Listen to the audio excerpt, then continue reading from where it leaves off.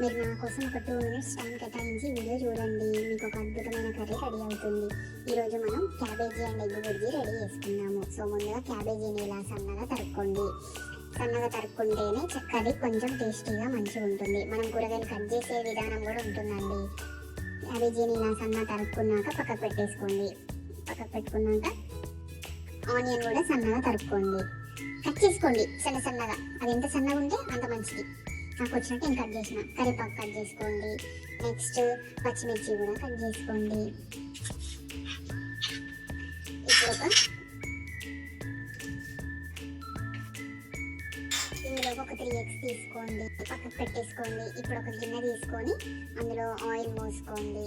Oil కొంచెం heat అయ్యాక మీకు అర్థమవుతుంది కదా, ఆయిల్ హీట్ అయిందని అందులో కొద్దిగా జీరా వేసుకోండి. జీరా వేసుకున్నాక ఆనియన్ వేయండి. ఆనియన్ వేసి కరివేపాకు పచ్చిమిర్చి వేసేయండి. అన్నీ మగ్గుతాయి కదా, కలుపుకోండి మంచిగా. అన్నీ ఆయిల్లో మంచిగా ఫ్రై అయినట్టు అవ్వాలి. అయినాక కొద్దిగా పసుపు వేసుకోండి. పసుపు అండ్ అల్లం కూడా వేసేసుకోండి. కలుపుకోండి. కొంచెం గోలినట్టు క్యాబేజ్ వేసుకోండి. మనం కట్ చేసి పెట్టుకున్న క్యాబేజీని వేసేసుకొని కలుపుకోండి. దాన్ని మొత్తం ఆయిల్ అంతా ఈ అల్లం ఈ మసాలా పేస్ట్ అంతా కలిసేటట్టు కలుపుకోండి మంచిగా. ఇప్పుడు ఇందులోనే కొద్దిగా సాల్ట్ కూడా వేసేసుకోవాలి. ఇప్పుడే సాల్ట్ ముందుగానే వేసుకోవాలి, ఎందుకంటే కొంచెం మగ్గుతాయి కాబట్టి అవి. ఇప్పుడు మూత పెట్టేసుకోవాలి. ఒక 10 మినిట్స్ చూడండి.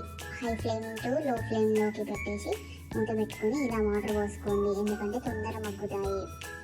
మూత పెట్టేసుకొని ఒక 10 మినిట్స్ తర్వాత ఓపెన్ చేసి చూస్తే ఇలా వాటర్ ఉంటుందండి.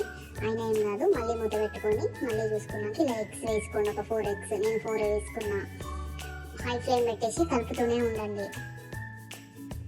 మీకు ఆల్మోస్ట్ అర్థమైపోతుంది కర్రీ కుక్ అయిపోయింది అని. కొద్దిగా గరం మసాలా వేసుకోండి. ఇది గరం మసాలా అండి, కారం ఏమి కాదు.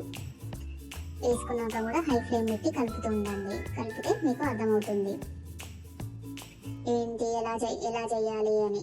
కుక్ అయిపోయాక దీనిని వేడివేడి అన్నంలో సర్వ్ చేసుకొని తింటే చాలా బాగుంటుందండి. ఎప్పుడైనా ఇలా చేసుకోండి. చపాతీలో కానీ దేంట్లో కానీ ఇలా చేసుకొని తినండి. అద్భుతంగా టేస్టీగా ఉంటుంది. ఓకేనా? ఒకసారి చూసారంటే మీకు అర్థమవుతుంది. వీడియో అయితే చూసి ఇలా ప్రిపేర్ చేసుకోవడానికి రెడీగా ఉండండి. ఇలానే చేసుకోండి.